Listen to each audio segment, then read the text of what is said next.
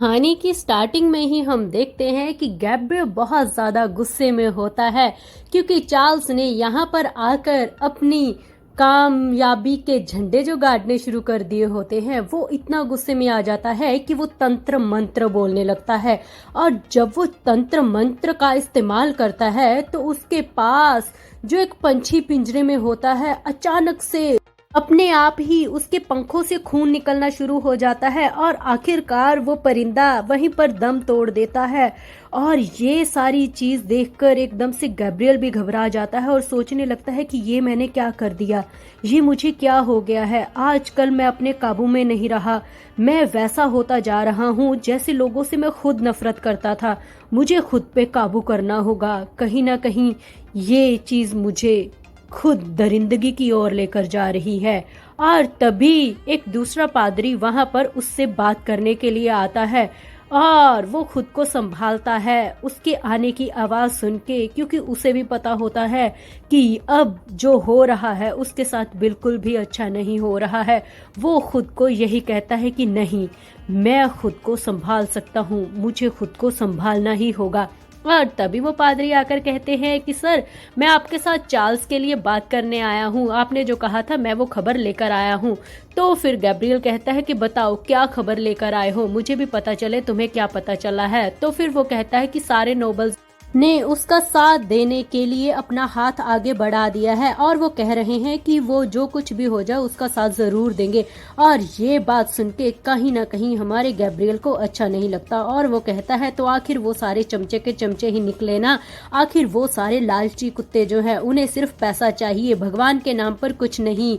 और तभी हमारा सामने वाला पादरी भी यही कहता है कि हाँ, चार्ल्स तो भगवान के नाम पर धब्बा है, न जाने क्यों लोग उसको इतना मानते हैं और उसका साथ देने को तैयार हैं। और तभी गैब्रियल को और गुस्सा आता है और वो कहता है कि कोई बात नहीं, इनके साथ तो मैं चुन चुन के बदले लूंगा, तुम फिक्र मत करो, हम जो चाहेंगे वही होगा। और सामने वाला भी कहता है हाँ, वही होना चाहिए, इस चार्ल्स को तो हमें सबक सिखाना ही होगा, हम इसका सिक्का यहाँ पर नहीं चलने दे सकते, इसे भगवान के नाम पर इस तरीके से धोखाधड़ी नहीं करने देंगे। और फिर पादरी कहता है छोड़ो इन सब बातों को, मैंने तुम्हें एक और खबर लाने के लिए कहा था, क्या तुमने लैंड के बारे में पता किया, सीक्रेट लैंड? और फिर वो कहता है हाँ, जैसा आपने कहा था मैंने वो किया है, वहां पर कुछ लोग गए और उन्हें पता चला वहां पर एक एनर्जी है, और सच कहूं तो ये वही एनर्जी है जो आपके पास है, और ये एनर्जी सेम है, क्या आप इसके बारे में कुछ कहना चाहेंगे? तभी गैब्रियल चुप हो जाता है और कहता है नहीं, इसके बारे में मैं खुद सोच लूंगा कि मुझे क्या करना है। और फिर यही सोच रहा होता है कि मुझे एक बार वहां पर जाना ही होगा, खुद देखना होगा उस एनर्जी को, क्या पता इस बार कुछ बड़ा धमाका हो। और ये सोचकर वो काफी खुश होता है। और इधर दूसरी तरफ हम देखते हैं कि 1 महीना हो चुका होता है और हमारे मैनेजर हमारे हीरो को बोल रहे होते हैं कि क्या आप 1 महीना और रुकना चाहेंगे, क्योंकि लोग आपका काफी स्वागत कर रहे हैं यहाँ पर। मगर हमारे हीरो कहते हैं कि लोग अक्सर उन्हें मिस करते हैं जो वहां से चले जाते हैं, मैं यहीं पर रहा तो ये लोग बोर हो जाएंगे, मेरा जाना ही ठीक है। और ये बात सुन के मैनेजर कहता है कि क्या आपको सच में ऐसा लग रहा है? मगर मैं तो चाहता था कि अगर यहाँ पर आप रुकेंगे तो थोड़ा और आपका काम आसान हो सकता है। और तभी चार्ल्स कहते हैं कि बिल्कुल भी नहीं महाराज, जो शाम को मेरा सर दर्द करते हैं मुझे अपने पास बुलाकर और दारू पिलाकर, अब आप उसका कोई हल निकाल सकते हैं क्या? और ये बात सुन के प्रोफेसर कहते हैं कि सर, ये मसला तो अब आप ही हल कर सकते हैं। तो ठीक है, अगर आप चाहते हैं जाने के लिए तो मैं 2-3 दिन की तैयारी करता हूँ, जैसे कि हमने पहले तय किया था वैसे ही हम यहाँ से ठीक 2-3 दिन के बाद लौट जाएंगे। और ये बोलकर प्रोफेसर वहाँ से निकल जाते हैं और पीछे रह जाते हैं हमारे हीरो और परवाज के फाइटर, और दोनों एक दूसरे को देखने लगते हैं। और तभी हमारे हीरो टायर्ड होकर एक अच्छे से अंगड़ाई लेते हुए कहते हैं सच में यहाँ का माहौल अजीब सा है, मेरा शरीर टूटने लगा है, और यहाँ का पता नहीं क्यों कुछ अजीब सी आपको घुटन सी नहीं होती? ये बात सुनकर डोनोवो कहता है कि मुझे लगता है बहुत टाइम से आपने तलवार नहीं उठाई, उसकी वजह से आपकी ये हालत हो चुकी है, आपके मसल्स भी पक चुके हैं। और ये बात सुन के हमारे चार्ल्स उसे गौर से देखने लगते हैं और उसे कहते हैं अब तुमने ये पंगा ले लिया है तो अब भुगतना भी तुम्हें ही पड़ेगा, चलो मैदान में उतरते हैं। ये बात सुनकर डोनोवो एकदम से सोचने लगता है कि क्या सच में ये मेरे साथ ट्रेनिंग करना चाहते हैं, मतलब कि अभी तो मैंने जस्ट बात की है, क्या ये अभी तैयार हो जाएंगे, मेरी बात को इतना सीरियसली लेते हैं ये। और फिर बाद में वो अपनी इस बात को कह के खुद ही फंस जाता है, क्योंकि हमारे हीरो चार्ल्स तो सच में उसे ले जाते हैं मैदान के बीचों बीच, और यहाँ पर बेचारा अपना सर खुजाता हुआ और हाथ में तलवार पकड़ के यही सोच रहा होता है कि ये क्या हो गया, मैंने तो बस हल्की सी बात ही की थी, ये तो सच में मैदान में उतर आया है और कैसे तैयारी कर रहा है। आज ये तो बहुत बड़ा केनाइट है, क्या मैं इसके आगे टिक पाऊंगा? हाँ, एक बार, बस एक तलवार, एक दो बार यही काफ़ी होंगे मेरे लिए, तो इससे ज़्यादा तो मैं और कुछ कर ही नहीं सकता क्योंकि ये महान है। और ये बात बोलकर वो एकदम से तैयार हो जाता है और फिर हमारे हीरो से कहता है कि मुझसे गलती हो जाए तो माफ़ कीजिएगा, क्योंकि मैं आपके जितना प्रभावशाली और शक्तिशाली नहीं हूँ। और ये बात सुन के हमारे हीरो कहते हैं कि तुम्हारी इन सब बातों से मैं खुश हुआ, चलो इसीलिए मैं तुम्हें मौका देता हूँ पहला वार करने का, चलो अब तुम मुझ पे पहला वार करोगे। और ये बोलते ही डोनोवो पूरी ताकत के साथ अपना पहला वार करने के लिए आगे दौड़ता है। और ये देखकर चार्ल्स एकदम हैरान और परेशान हो जाता है, क्योंकि उसने सोचा नहीं था कि डोनोवो उस पर इस तरीके से सीधा हमला करेगा।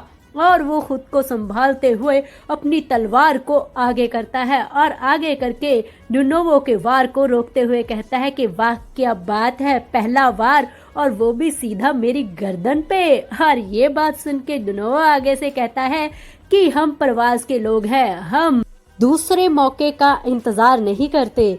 और ये बात सुन के हमारे हीरो काफी खुश होते हैं और कहते हैं कि अच्छा तो ये बात है, मुझे ये बात तुम्हारी अच्छी लगी, मगर अफसोस की बात है कि तुम तलवारबाजी में तो अच्छे हो मगर तुम्हारी स्पीड काफी कम है।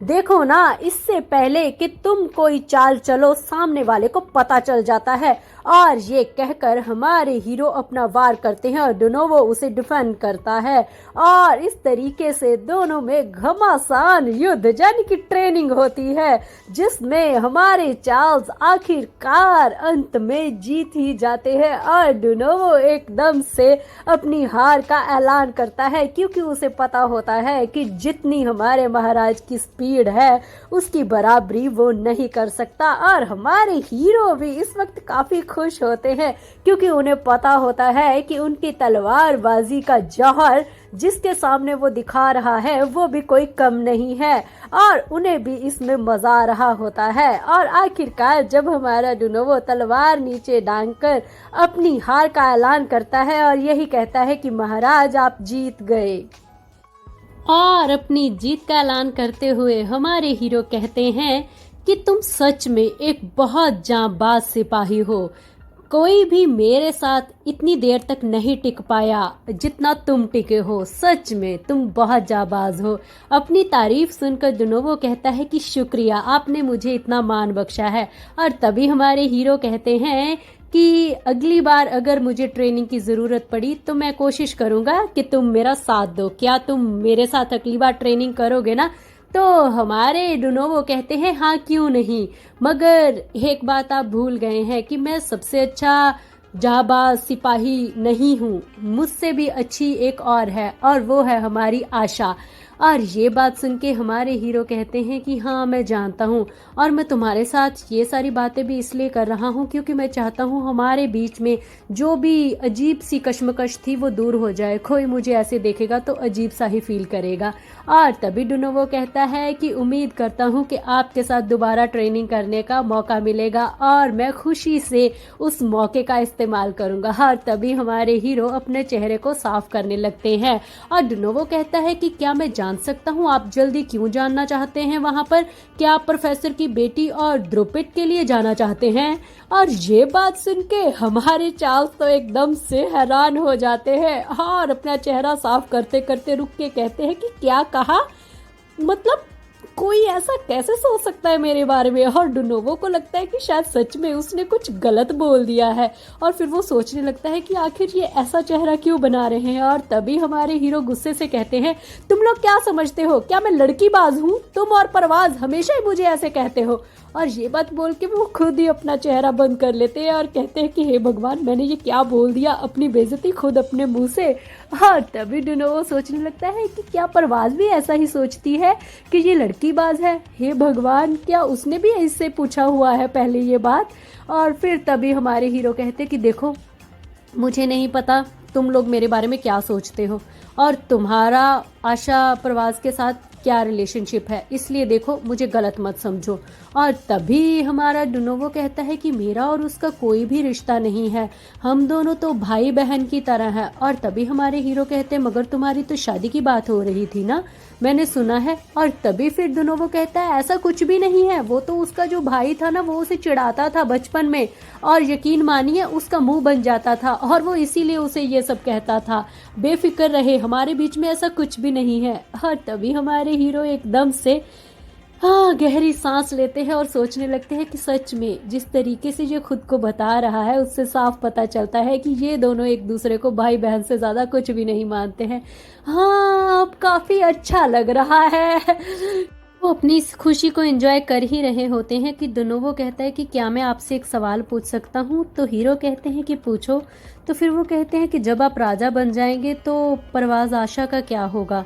क्योंकि जो कॉन्ट्रैक्ट लिखा है उसके अकॉर्डिंग तो आप उसके साथ सिर्फ राजा बनने तक है ना, उसके बाद उनका क्या होगा? क्या आप उन्हें छोड़ देंगे? और ये बात सुन के हमारे हीरो को कुछ अच्छा नहीं लगता और फिर वो कहते हैं कि यहाँ पर बहुत गर्मी है, चलो वापस चलते हैं। और जब वहाँ से वापस जाने लगते हैं और डुनोवो को लगता है शायद उसने ये सवाल पूछकर गलत कर दिया, मगर जाते जाते हमारे हीरो रुककर कहते हैं कि बेफिक्र रहो, मुझे अपने फ़र्ज़ अच्छे से पता है और मुझे पता है अपने लोगों के साथ मुझे क्या करना है, मैं वही करूँगा जो सही होगा। और ये बोलकर वो वहाँ से चले जाते हैं। और इधर दूसरी तरफ हम देखते हैं द्रुपिद और हमारी प्रोफेसर की बेटी स्वागत करती है हमारी परवाज का, जाने कि अब ये तीनों एक अच्छी दोस्त बनने की कोशिश कर रहे हैं, क्योंकि अब महाराज चार्ल्स तो यहाँ पे है नहीं, तो वो आशा परवाज को इनवाइट करती है यहाँ पे उनके साथ टी पीने के लिए और वो खुशी से आती है। और हमारी आशा को वहाँ पर वो देखकर काफ़ी एक्साइटेड होती हैं और कहती हैं कि ये देखिए आपके लिए हमने कितना कुछ तैयार करके रखा है, चलिए आप बैठिए, हमें खुशी हुई कि आप हमारे बुलाने पर यहाँ पर आई हैं। और हमारी आशा कहती है कि मुझे भी बहुत खुशी हुई कि तुम दोनों ने मुझे यहाँ पर बड़े प्यार से बुलाया है, और चलिए अब शुरू करते हैं। तो हमारी द्रुपिद कहती है कि मैंने स्पेशली आपके लिए, बाहर गर्मी बहुत है इसलिए आइस टी मंगाई है। और आशा उस आइस टी को देखकर यही सोच रही होती है कि ये कितनी महंगी लग रही है, मतलब कि ये लोग कितने मज़े से इस चीज़ को एंजॉय कर रहे हैं। और प्रोफेसर की बेटी कहती है अरे वाओ, इसका अरोमा कितना प्यारा है। और द्रुपिद कहती है कि देखो ना, मैं तो गर्मियों में इसे ही पीती हूँ, मुझे बहुत कूल महसूस होता है और इसमें ऑरेंज की खुशबू जो आती है। और ऑरेंज का नाम सुनते ही हमारी हीरोइन कहती है ये ऑरेंज क्या है? और जब वो बोलती है कि ये ऑरेंज क्या है, वो दोनों तो एकदम से हैरान हो जाती हैं और एकदम से हमारी हीरोइन को घूरने लगती हैं कि क्या तुम्हें पता नहीं है कि ऑरेंज क्या है? और तभी प्रोफेसर की बेटी कहती है कि अरे ऑरेंज तो यहाँ पर भी होते हैं ना, परवाज में भी, ये तो मुझे पता है, मगर क्या तुमने कभी ऑरेंज नहीं देखे? अरे वो कितने रसीले होते हैं, ऑरेंज कलर के होते हैं, अगर आप उन्हें खाओगे तो वो बहुत ही जूसी होते हैं, सच में ये तो बहुत मज़ेदार चीज़ है, क्या तुमने कभी उन्हें टेस्ट नहीं किया? और हमारी हीरोइन सोच रही होती है कि मगर हमारे यहाँ के ऑरेंज तो कुछ अजीब किस्म के होते हैं, ये किस ऑरेंज की बात कर रहे हैं? बेचारी सच में कंफ्यूज हुई पड़ी होती है।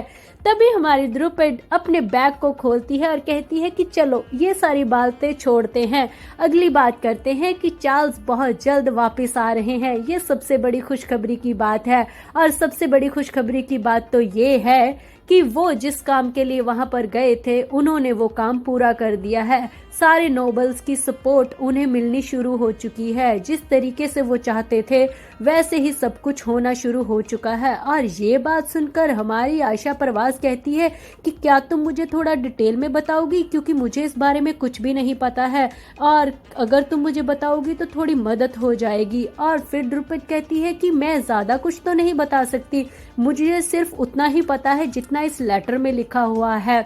मैं बस इतना जानती हूँ कि यहाँ पर चार्ल्स जो भी सोच कर गया था, जिन जिन लोगों से उसने मिलना था, उन सब ने उसका साथ देने के लिए हाँ कर दी है।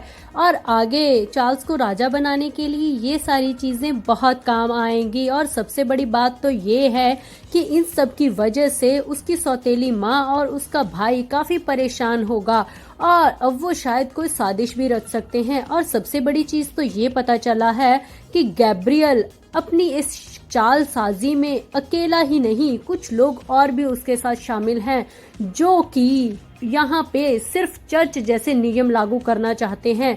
मगर ये सारी चीजें छोड़ो और हमें तो ये सोचना चाहिए कि जो कुछ भी हो रहा है अच्छे के लिए हो रहा है, और प्रवास के लिए तो बहुत अच्छा हो रहा है, क्योंकि सब लोगों को ये पता चल चुका है कि महाराज प्रवास में इतना वक्त रह चुके हैं, और उसकी वजह से बहुत सारे राज्य के लोग यहाँ पर इन्वेस्टमेंट भी करना चाहते हैं और बहुत सारे काम करना चाहते हैं। आप तो काफ़ी खुश होंगी ना।